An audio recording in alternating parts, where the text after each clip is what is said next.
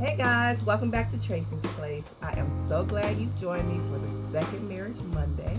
I hope everybody's been doing good.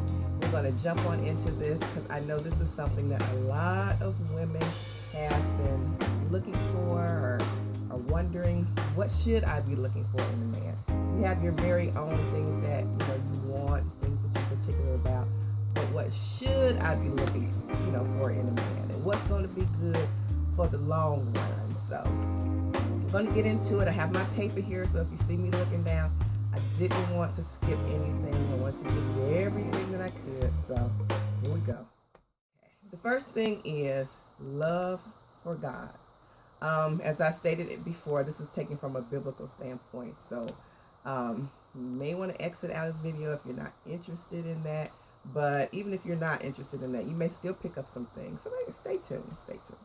But the first thing is love for God. A lot of times, if you don't have a love for God and you don't have a certain respect for guidelines to follow and what you should and shouldn't do in life, you're not going to carry that into a relationship and into a marriage. A woman wants a man to know that there are certain guidelines to stay in for a relationship.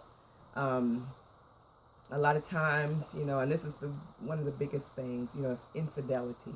And it happens whether you're Christian or non-Christian, or what have you. But a lot of times, not in every case, but a lot of times, a man who respects the Lord and respects values and morals or a certain code of living will try to take that into his marriage. So that's the first thing that you want to look for. If he respects God and his statutes and he tries to follow them, he'll try to follow the guidelines and respect for marriage and for you. And the second thing, a woman should look for how a man treats his mother and his sisters. If a man does not treat his mother well, is not respectful of his mother and of his sisters, the closest people to him, who he's grown up with, who he shares a home with and, goes places with, blah, blah, blah. If he does not have a healthy relationship and a respect for them, you can better believe that he is not going to have a healthy respect for you. Whether he shows it, up front or a little later on, it is going to come out. There is something wrong with his relationship with women for the most part if he does not treat his mother well. And I'm not saying, some people just have a mean mama. So I'm not talking about, their part. I mean, a respect that a man should have for his mother in an average, regular, relationship for his mother and his sisters. That's going to tell you a lot about how he's going to value you, respect you, and how he's going to treat you. The third thing, how he gets along with others, how he treats others. Is he aloof with people? Does he get along, with people? And I don't mean that he has to be popular or the most talkative, person, but the people think well of him. Is he respected? Can he hold an intelligent conversation for the most part? Are people happy to see him come, or are people happy to see him go? Things like that. How he gets along, with people. So you definitely want to look for that. And number 4, you want to know what this man has on his mind for future prospects as well as the present. You want to know, just his general talk. Is he looking towards the future? Is he making strides toward the future? Does he want to climb up and not stay stagnant? Does he have important, intelligent conversations with you and others? So you want to make sure that he's, has goals.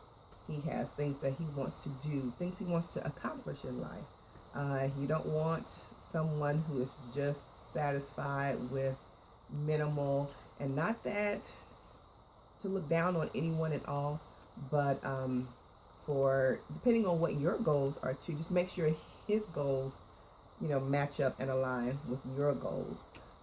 If you're stagnant and you want someone kind of stagnant, You can't tell anybody what to look for, but when you want a good relationship and you want to connect with that person, you want to build a life with that person, you want to climb upward.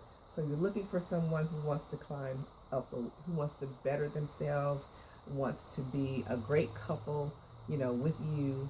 So those are the things that you look for. What does he have on his mind? Number 5, you do not want someone who is secretive.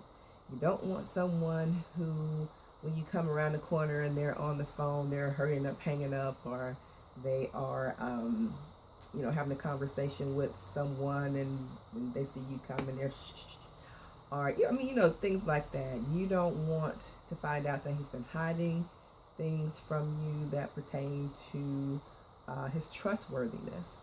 So you want to make sure he's not a secretive person. You want to make sure he's truthful, forthcoming and upright. Okay.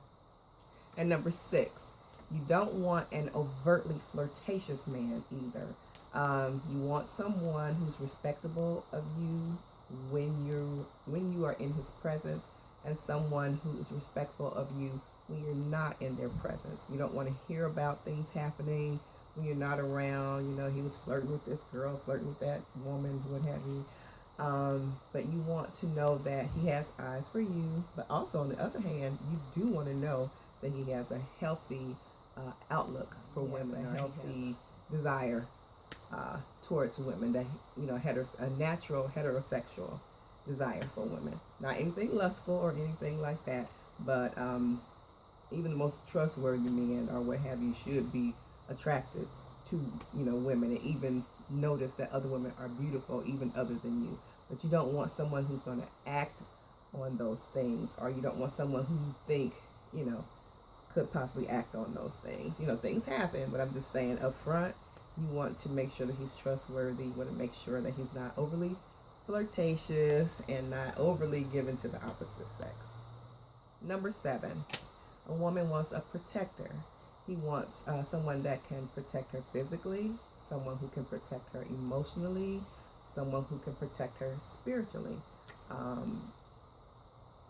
There's nothing worse, I guess, than being with a man that you just don't feel protected with, that you don't feel is going to stand up for you or, take care of you in those manners. So you want someone who will protect you, who will love and care for you as well. Number 8, a woman wants a provider. Regardless of what is going on in the world today, bottom line is they want a provider. A lot of times nowadays, a woman will say, not every woman, but some women, oh, I can take care of myself, and oh, I can do this, and I don't need a man for that, and I can financially take care of me, and I can take care of the kids, and I can do this. Well, what do you need a man for? Biblically speaking, a man is given the charge to provide for his family. There are certain things that if you don't allow a man to do, that takes his esteem down, that takes his value down. You might as well just wipe him out the picture. And that's what a lot of men are kind of saying nowadays, is like, she says she can do it all on her own, so what does she need me for? If you don't need a man for certain things, you might as well just have another girlfriend. You might as well just have another girlfriend, just another friend to kick it around with. But a man is for certain things, just like a woman is for certain things. So a woman usually wants, and God charges the man with being the provider for his family. Now, I'm not saying that a woman cannot work and cannot do this or that. It's like the Proverbs 31 woman. As it looks, she owned her own business and ran her house and did it well.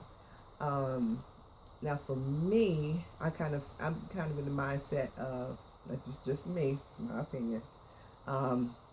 For myself, I don't care to be outside of the home working if I can't do home well. If I can't, help take care of the kids, if I can't keep the house clean, if I can't do the things that the Bible says, be the keeper of the home. If I can't do that, I don't want to be out working. Sometimes you do need to assist in the finances in the home, like bringing money in, and that's fine. I have my own business and I do that, but I do that from home. And I have worked outside of the home before. I have done that. So sometimes you're required to do that, or sometimes you may need to help. But my thing is just if you the home is in disarray and you don't need to work, then for me, I just rather stay at home. So anyway, the man is charged with providing, but in certain circumstances, if you want to and if you can, you know. Number 9, you want someone that you are sexually attracted to. You don't, I'm not saying that he has to be rippled and, with muscles and everything or looking like a model. What I'm saying is neatly dressed, neatly shaven, or hey, whatever your fancy is. But it would be good to be sexually attracted to someone. That helps in the long run as well. But most of all, you want someone whose personality just is, is wonderful. Somebody that, have you ever heard that a person's personality can make them ugly or it can make them beautiful? And that is so true. You can have the prettiest woman or you can have the most handsome man, but if their attitude and their personality is not good, they just are ugly. It can just make them ugly. So you want somebody, person who has a good personality, and a lot of times that makes them attractive. And then if they're not just super physically attractive, if they have a great personality, but they keep themselves nice and neatly dressed, neatly groomed, that is a world of difference. So, all right, guys, those are the things that I had for you. So, ladies, if you can think of anything else that you want in a man, please list that in the comment section below. I would love to hear from you. What do you think?